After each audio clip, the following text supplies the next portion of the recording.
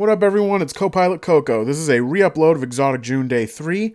There's going to be no show audio and no video for this video. It's just going to be audio, so it's an audio.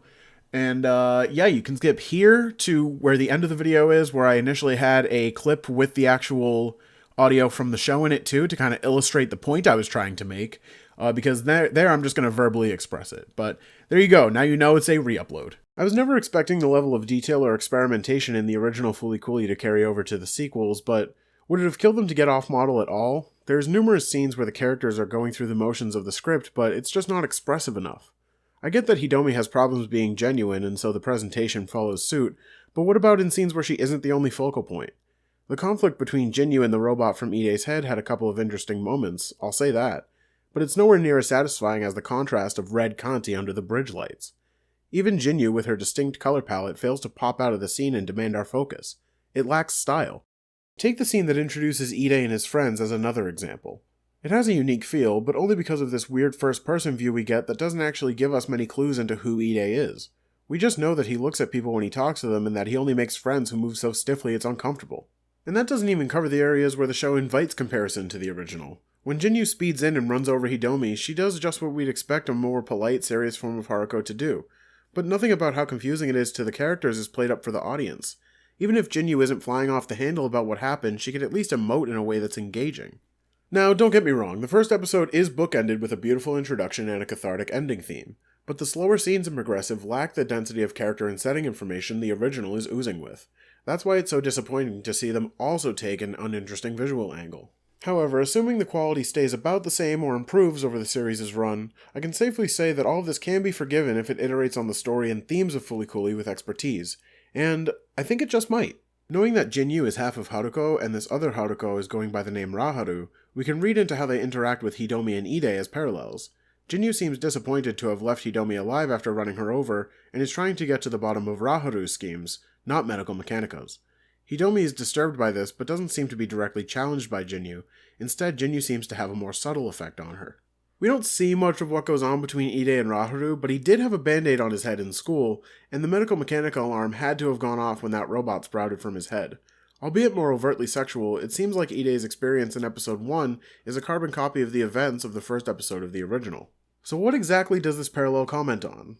Gender, of course. AJ IV gets to the heart of this in her article about Marquis de Caraba. She notes that the difference between Ninamori and Naota's approaches to maturity come from Ninamori's more quiet manipulation of her surroundings, whereas Naota learns to assert himself.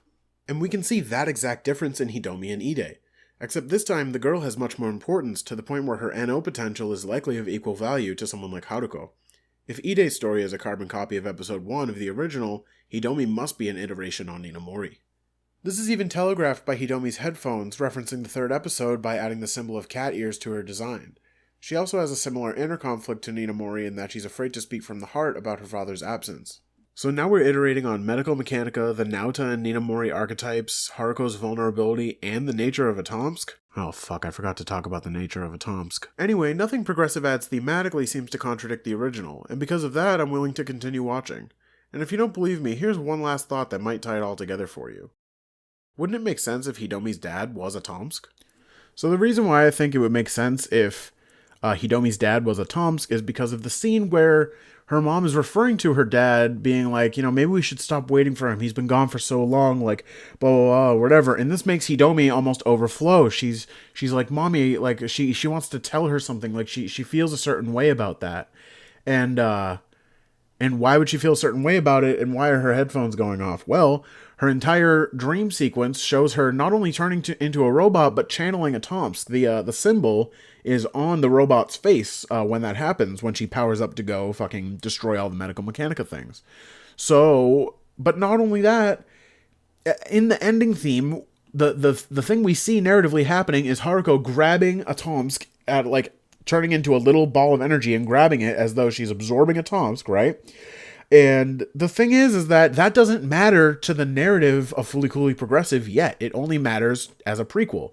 But why would they turn a ending theme into such like a story beat if it was really just to give closure to, you know, figuring out the story in between. They wouldn't necessarily do that. What I think they're doing is showing you that the only like person or character, sorry for the Facebook noise, the only person or character who seems to be not around or anything like that, the one who would be the most dramatically ironic to be the one person to be waiting for would be Adamisk, because he's absorbed and he's no longer in existence. Now we just have Raharu and Jinyu, who both probably have like half of Adamisk's power.